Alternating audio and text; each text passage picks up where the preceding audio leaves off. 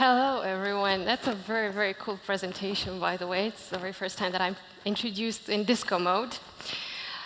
Welcome to a session on security and using JDK tools. I'm very happy to be here. It's my first time in Coimbra, and it's a great city. I have heard that it has a very, very old university, but a university with tradition. So I'm honored to be in this city with so much tradition when it comes to education. Allow me to introduce myself. I'm Ana. I'm currently working as a Java developer advocate for Oracle. And I enjoy to share my knowledge about using Java, best practices around using Java, tools, and working with Java in containers sometimes, so that you can better understand what are the latest features in Java and how you can better use them in practice at work. You can find me on social media. I'm available on Twitter and on Mastodon, so you can just tag me there and ask me questions. I would love to answer the questions today, but also we can talk after the session. You can ping me on social media, and I can also answer your questions there as best as possible. So let's dive a little into the agenda of today. So what we're going to do, we're going to look into what are the JFR security events. So what are those? How can they help you? Then we're going to look at observing the JDK security properties and what ways we have available nowadays to observe those using JDK tools, which tools, and so on. We're going to move to monitoring the TLS protocol, to analyze a bit the X509 certificates. And of course, the last part is going to need your help a little bit, because we're going to look to monitoring in the cloud and how what we have learned in the previous sections can be applied in the cloud and what we can do with the information there.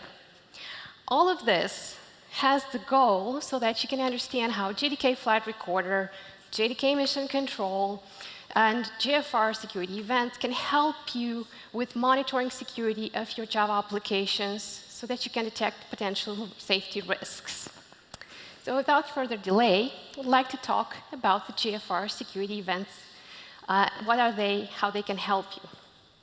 And I'd like to talk starting with what JFR and JFR events are. So when you're running your Java applications, your Java application, there are certain events that occur within your JVM and with your application. JFR is the tool that can collect these events and can help you profile your application. So these JFR events, they express both the state of your app, but also the underlying JVM. You can also make your own customized JFR events per your application needs as well. And speaking of profiling, the event data usually is being stored in a .jfr file.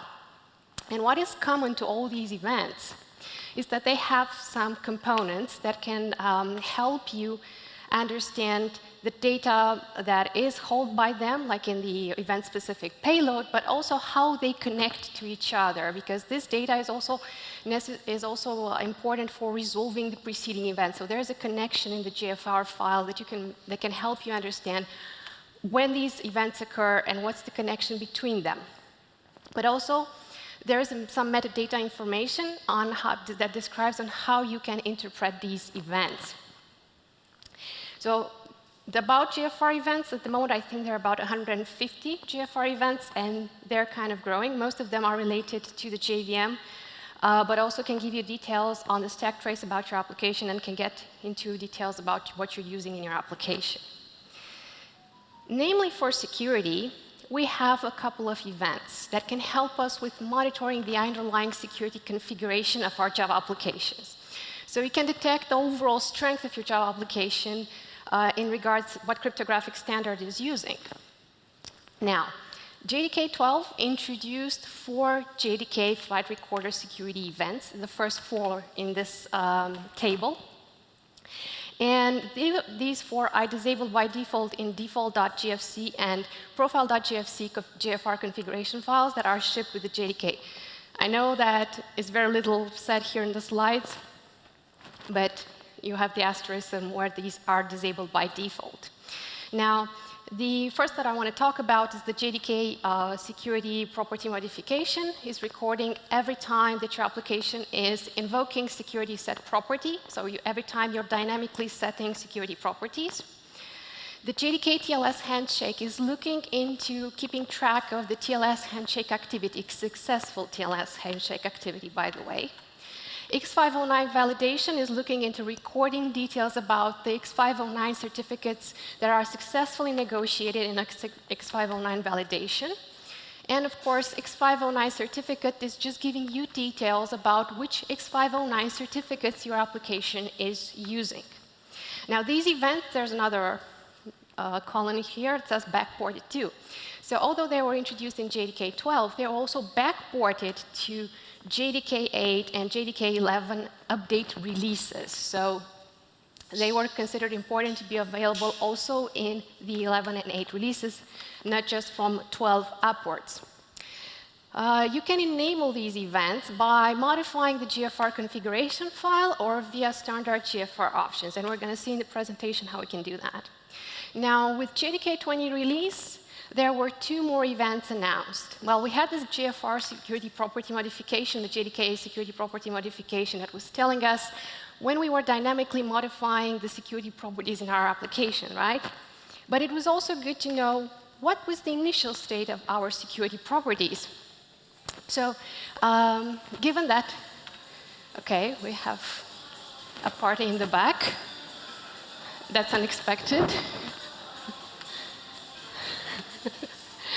Okay, so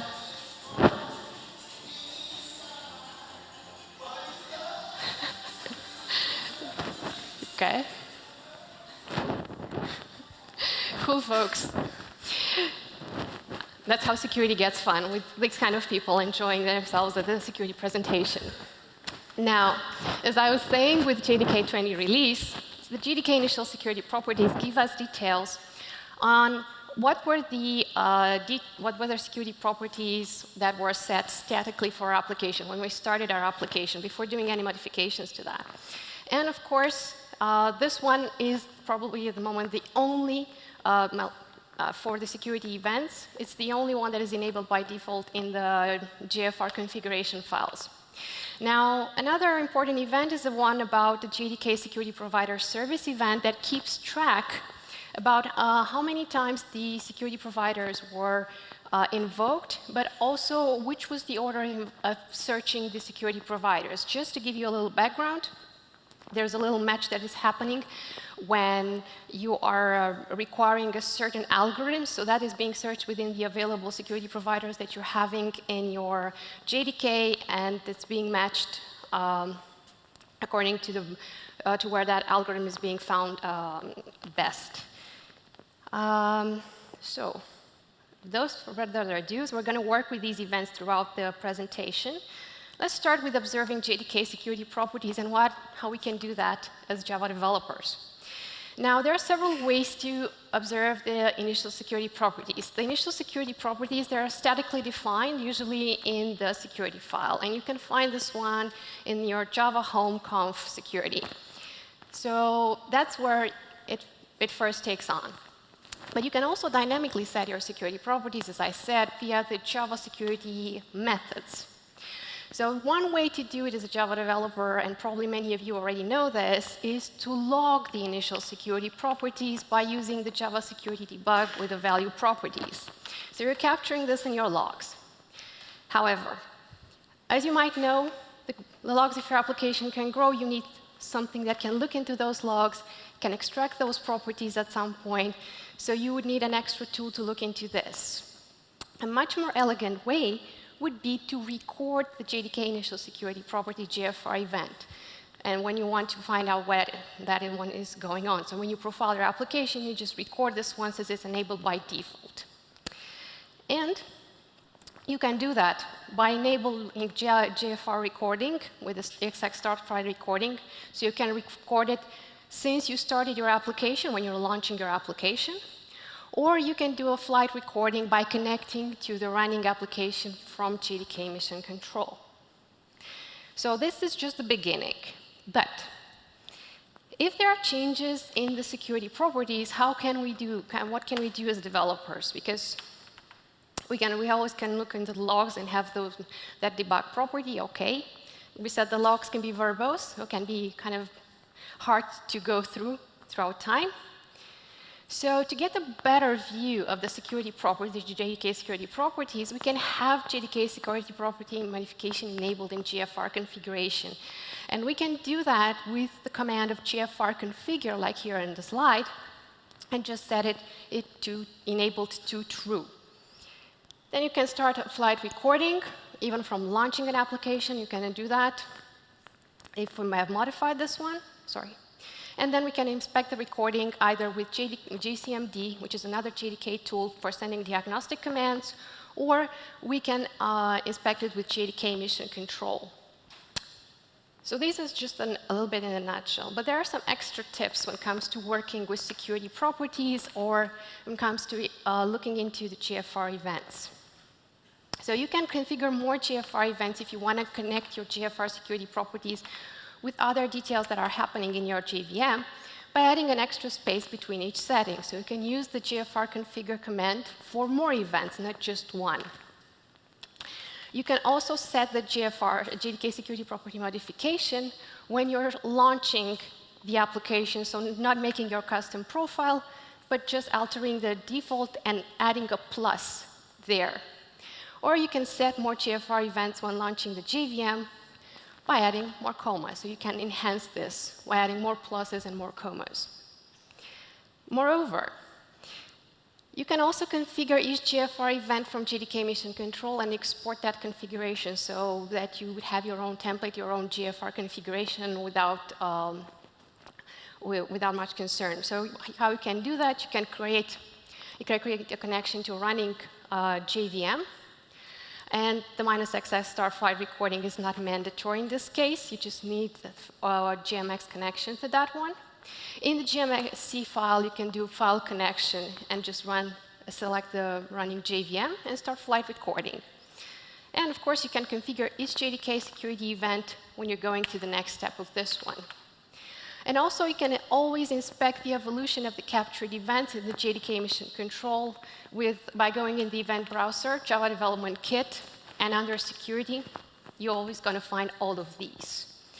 And just to give you an example on how JDK Mission Control will look like, for the security, this is just an extract of the, let me see here, of the security property modification. I captured 8 samples of this one.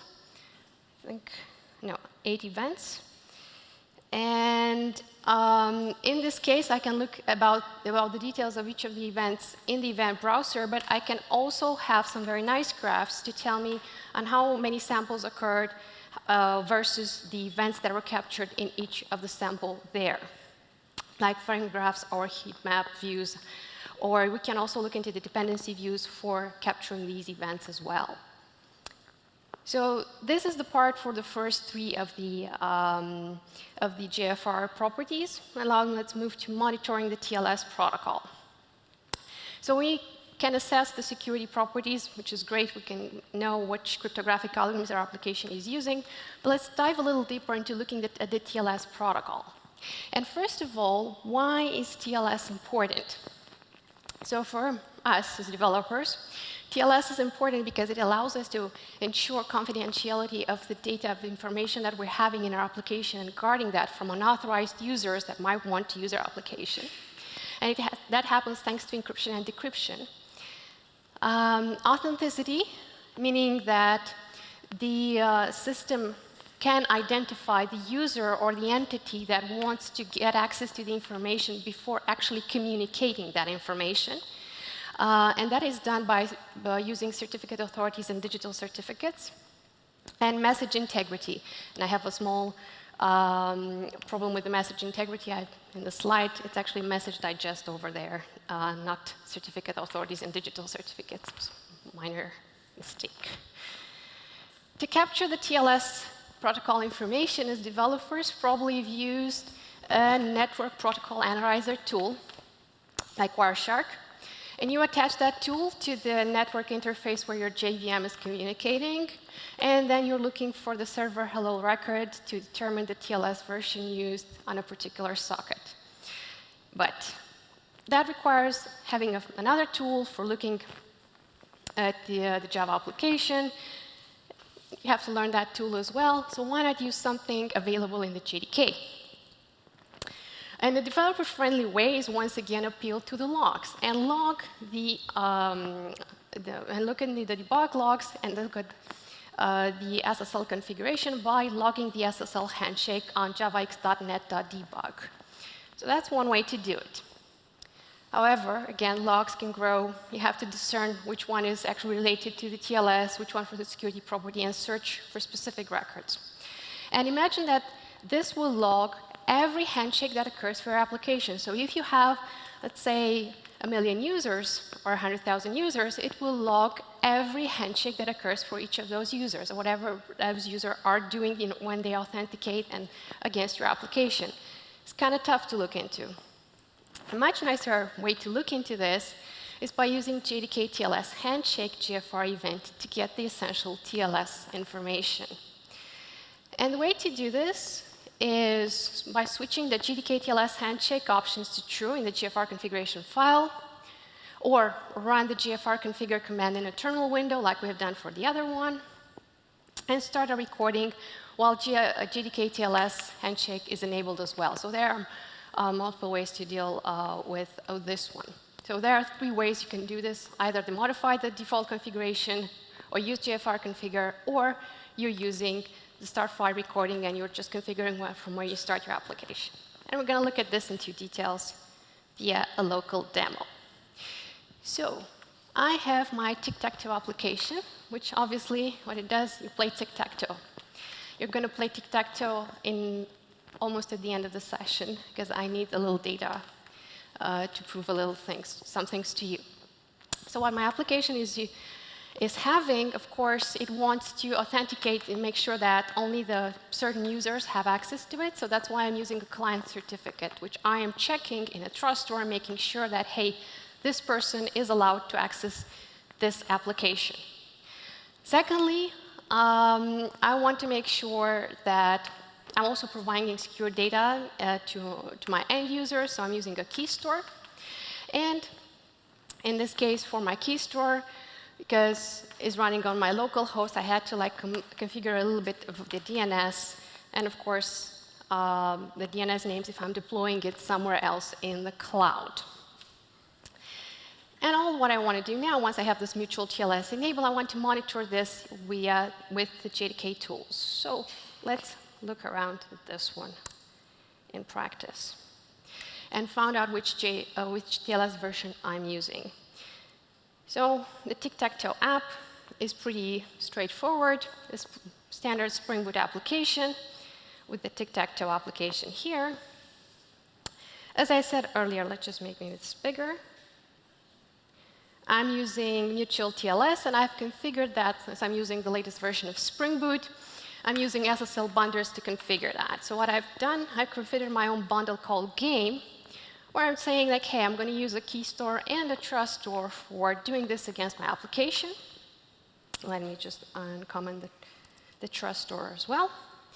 And while you see here the password in clear, I've done it just for the purpose of this demo. Real life would be better to be obfuscated.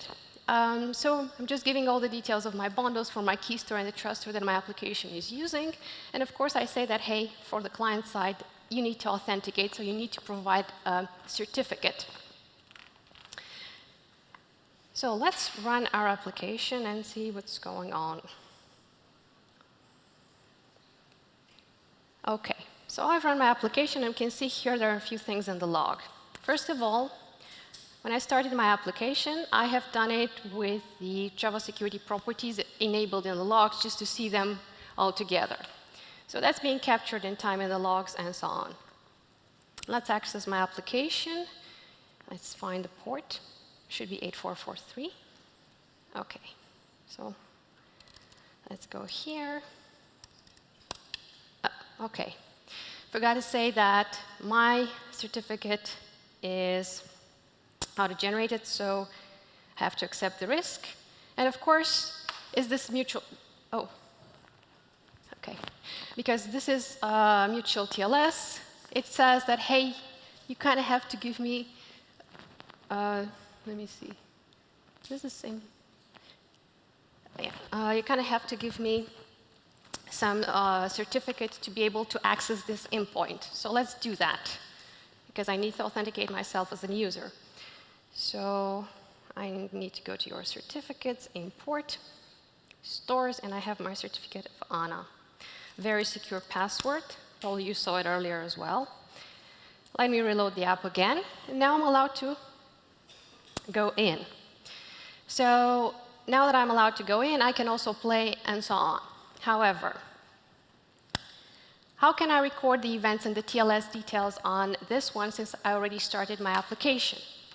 Well, the way that I can do that, I can start a recording using JCMD. So let me go to my terminal, and I can say because this is running on my local, first of all, I need to find the LLVM ID of where my application is running.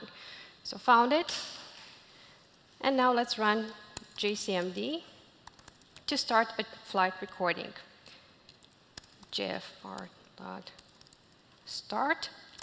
But we also have to give some settings for it. So I want to give some settings to record my TLS event, and I have this in my custom JFR configuration, which is called my profile.jfc.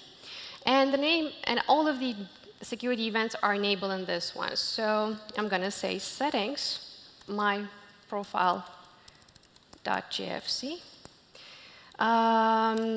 Then I need to say a duration for this. I'm going to say, hey, for 60 seconds, record this. And I need to say a location when I want to save this. So I'm going to say tictac.jfr. So let's start it. OK, so the recording has started. OK. Oh, it says I didn't start it correctly. Let me just check. ls. Sorry. Doesn't find my profile.jfc. Settings file.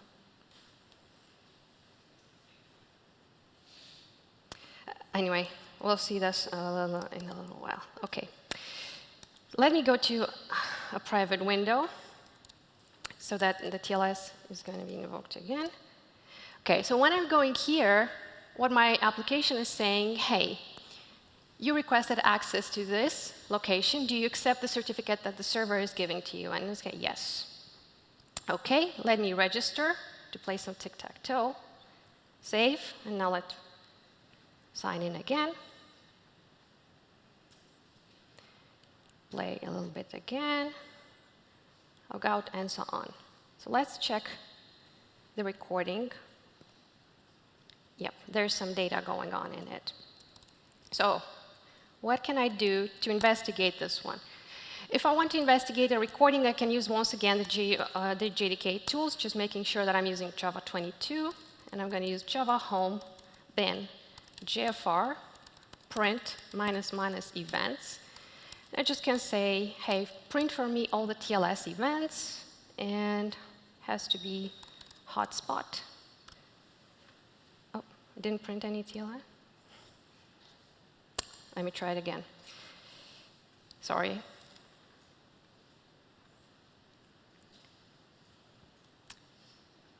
OK. Okay. So new private localhost 8443. OK, needs to get the certificates.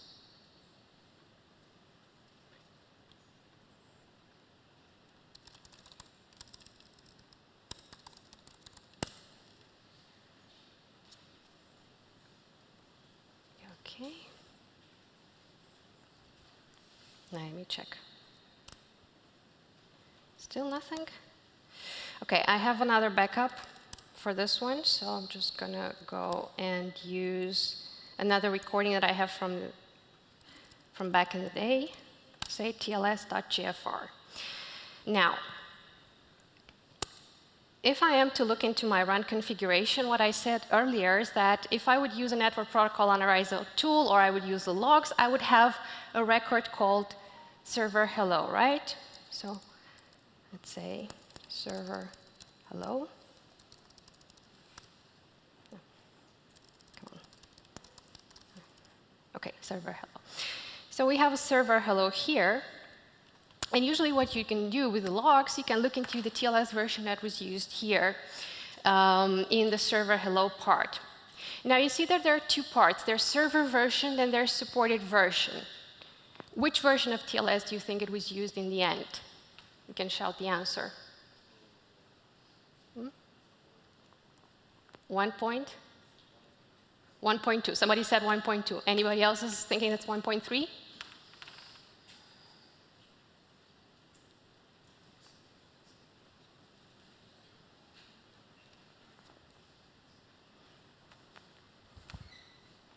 OK, so I can explain what's with the server version and what's with the selected version.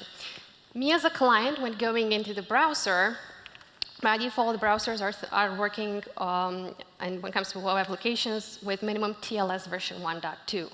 So when I gave my certificate, I said to the server, hey, I prefer TLS version 1.2 or higher. So the server said, yeah, I support minimum 1.2, that's the server version, but I select to work with 1.3. So in the end, in the handshake, the selected version was 1.3. That's going to be used. So whenever you're inspecting this, it can be like a doubt, hey, which version was used, 1.2 or 1.3? Now, with the events themselves, you don't have the same situation, because if you're looking at the events and how they were captured, you can see directly the protocol version. So for example, you can see the start time when the TLS handshake event was caught, and directly the TLS version as well. And of course, also the cipher suit that was used in that exchange. That's very important because cipher suits also are getting updated with JDK releases. Sometimes they go into legacy or they're getting disabled because some cryptographic algorithms are not as safe as they used to be. So sometimes it can happen that you're using certificates that are still valid, but they're using cipher suits that are unsecured. So you can always get that information in the events and compare it with what is newer in the JDK and what is safe to use nowadays. And also, you can also get, in this case, also the stack trace, like which methods in the JDK were which classes and methods in the JDK were involved when the SSL handshake has occurred. Now, because this occurs in my local host, what happens is that the peer host, it's not available because it's my local, but usually if you're using a dedicated deployment, you can see a proper host name. A peer port is -1. Again, on a dedicated instance, you can see the real peer port, which is 8443 in this case. So to recap a bit, when it comes to inspecting TLS handshakes with JCMD and JFR, what you can always do, you can issue the JCMD command to start the recording. Even if your application didn't start with flight recording on, you can always choose to start it with JCMD. You can always inspect the JFR file with all the events using JFR print command. So you don't necessarily need to go to JDK Mission Control to look at those. And you can get information about the TLS handshake, the version that is being used, the peer host name or the peer port, by printing the events. And this is an event that actually occurred on a server. Now the peer host is, they're a little bit faked. It's not Google, it's google.com. The peer port, and of course the protocol version and others. Now let's move to analyzing X509 certificates. So X509 certificates are also great because they, in my case, from using a certificate, I could say to the server, hey, I am, you should identify me as Ana. I'm allowed to go and play tic-tac-toe. So usually certificates include a public key, have a digital signature, and information of both of the identity associated with the certificate, but also with the issuing certificate authority, the CA. Now, one important aspect of the X509 certificate is the ability of the receiver of these certificates to validate the identity of the certificate presenter. Like in my case, the server could validate my identity that I'm allowed to go and use my application. Now, this trust is established based on a series of fields, like the signature, serial number, version, but also based on the validity period. And many times you've heard that, hey, it's good to always use certificates that are having the proper validity period, never have expired certificates for our web applications. But also it's important to have a proper subject name and a subject public key that has an associated algorithm ID to that. So how can we view certificate details? Now, within the JDK, there is a tool called keytool. Probably many of you have used it to look at the K-certs. And you can query certificates in the JDK Trust Store and see what certificates are there. But you can also use keytool to query certificates in your own key store, like in my case, keystore.p12 or truststore.p12, by using the keytool command there. Another way to look at the certificate's details is once again by looking at the logs and having the Java security debug with the cert path value. So you can have even more verbose if you're adding the -javax.net.debug equals to all, and you capture everything about your application. However, that, once again, generates too much information that's being captured in the logs, and you need something that can help you to disseminate that amount of information. So let's look about using the X509 certificates and the validation JFR events to help us in looking into those details. Now, one way to do this is by going directly in your JFR configuration file and have the settings name to enable, and if you want to check the stack trace as well, you can enable the stack trace too. You can run JFR configure command in your terminal window, so you can once again use JFR configure to have this enabled by default in your default profile that you're using. Or you can enable the JFR events on your application launch. When you're launching your application with the Start Flight Recording, you can also add these events to the enabled. Now, to capturing certificate details with JCMD and JFR, you can use what we did before. So once again, we can run your application with a -XXR flight recording, or you can use a diagnostic command via JCMD and start the recording afterwards.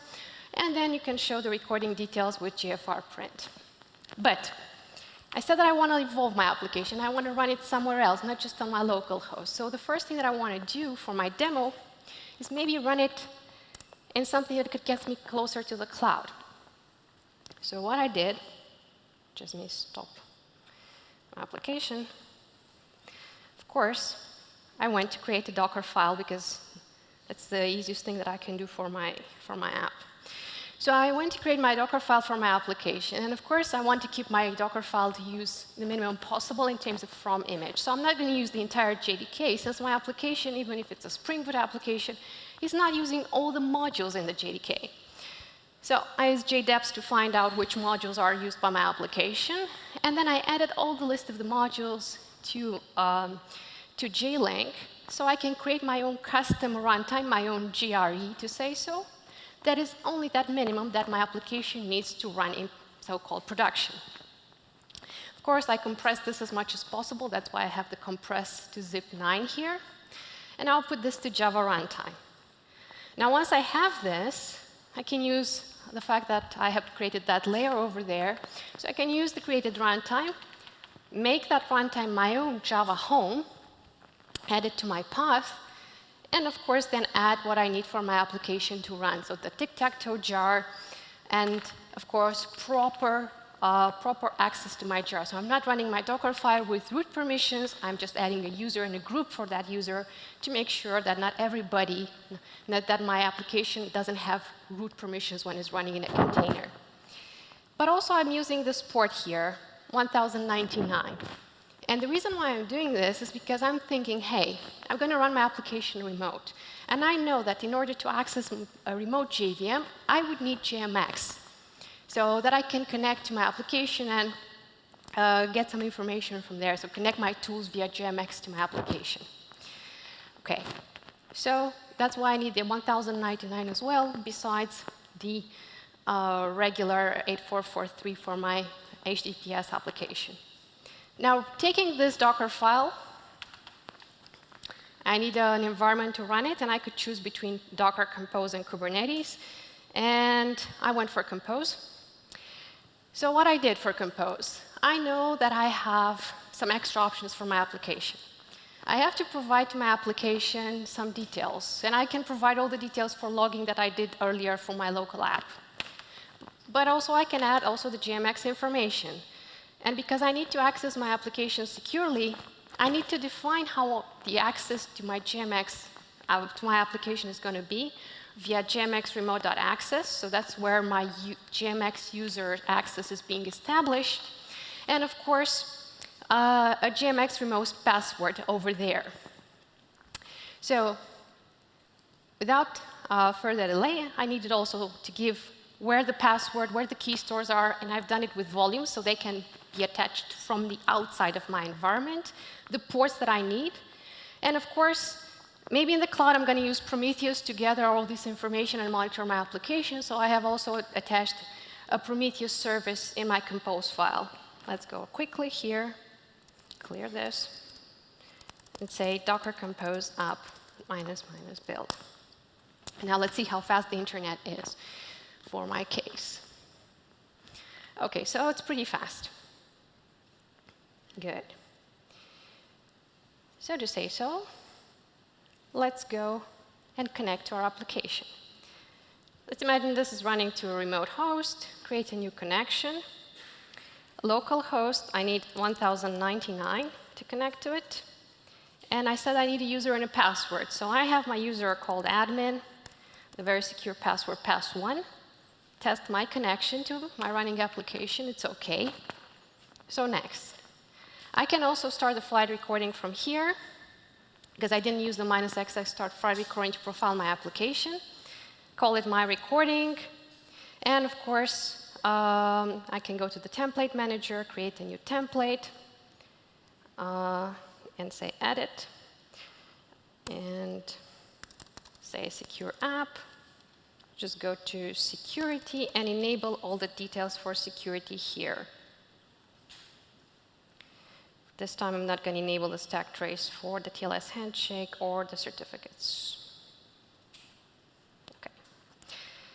OK, so next, everything is enabled in the security part. And let's finish. So my application recording is starting now. Now let's go again to the private window. Sorry. Remove the certificate just to replicate the same situation as before. And say localhost 8443. Yes, I need to try again to import it. Same password. OK, so now I need to register once again, because it's a new instance. Sign in, and I can play, and so on. So that works in the container as well. So I can replicate the same things that were in my previous environment there. Now let's see how the recording got my details of my certificates. I just need, it's at 93%. It's been recording 1 minute. OK, so now it's downloading all the recording. Going to the event browser, go to the security. I also have my initial security properties. I didn't modify my initial security properties. And for what I've done in my application, I have 351 events catched when it comes to invoking the security providers. So let's go to X509. So what happened with the X509 certificates? First of all, there are 2 validations happening on the server side for my application. So when I provided my certificate to my application, that was validated on the server side, and I have the event thread here. Moreover, I can have the details about my certificate caught as well, so no longer in the logs, but they're all registered here when they were caught in their details. And as I said earlier, you can also have here the details about the signature algorithm, about the certificate ID issuer, and of course the key length that is being used, serial number, subject, and you can also make a difference of which certificate details belongs to the client one and which certificate details belongs to the server one. So the one with the common name Ana is the client certificate. The one with the client with a subject of Internet Widgets PTY Ltd is the one that is on the server side. Validation, so when it's going to be available, and so on. So the same details, more elegantly caught when profiling the application, and no longer searching for them in logs and hoping that they were caught in the logs. So that's another way to do it. But this kind of approach, like me connecting via JMX and providing a user and a password and having JMX enabled and have all these remote access defined, is a practice that was actually common until JDK 16. What happened is that JDK Mission Control fetches this recording data from the remote JVM and configures this event on the remote machine using something called Flight Recorder MXB.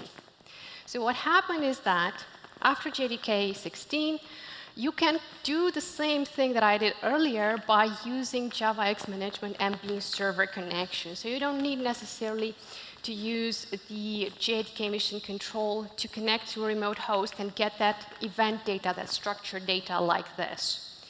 So what are the options of monitoring continuously our application? One way to do this is to monitor this remote host that I have with the ambient server connection. Once again, via JMX, I can use the ambient server connection. I can just do this from another third-party application and look at my application deployed somewhere else, and using a remote recording stream and get the information from this application. Now, this kind of profiling of this kind of monitoring an application is called monitoring an application actively, but out of the process of where those events are actually occurring, but still over the network. So once every second, new data becomes available to read is streamed, and you get it. Now, that's one way to do it. Another way to do it is to stream JFR events actively within process. So this is what I did for my application. When I'm opening the repository of the event stream, and whenever I'm catching, whenever a specific event is being emitted, I am capturing that event, and I am building, in this case, a GOSH with the data from JDK X509 validation for the validation counter. Why the validation counter? Because the validation counter, when the validation of certificates occurs, there can be different lengths for the certificate chain, depending on how many certificates are in the certificate chain for validating. There can be multiple certificates in the chain, so the validation counter can vary. In my case, we're 2, but if, for example, I am using another provider or I'm using another certificate, I can go through a different validation process and the counter can vary, hence the GOSH choice. So this is the active way of just looking into the repository and streaming this into a GOSH. Why a GOSH? So what's the purpose of this? The purpose of this is because I want to evolve my demo setup. So once I'm streaming this, actually, let's go back to this. So I'm streaming this to a specific registry, right?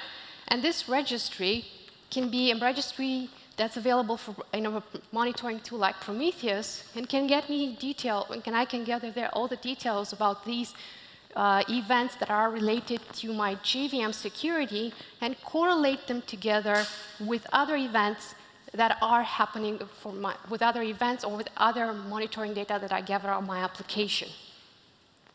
Everything nicely done in volumes, so using Compose. And of course, I can also use these kind of details to get reports and improve my application performance with services that are available in the cloud as well. Now we have a few minutes available, and for the last part, let's play and observe. So scan this and play some tic-tac-toe. There are a few details I need to tell you. You need to accept, despite the warning, because it's a self-signed certificate, so you need to accept it.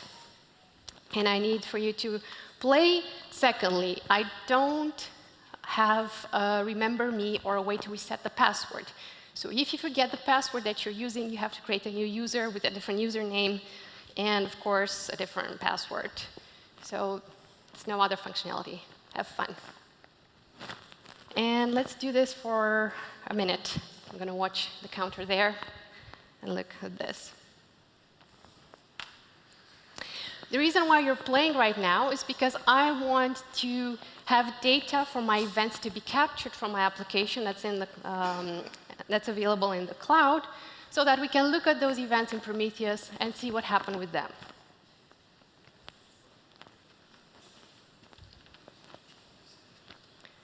Let me get some water as well.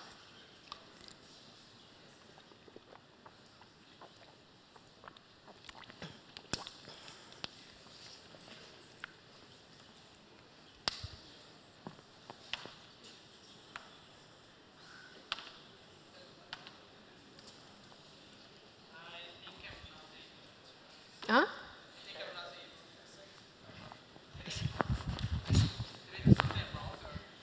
Oh? Yes, you have to. Wait a moment. Yeah, the internet is not the best ever.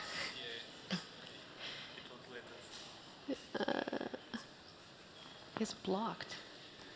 Okay. That's weird.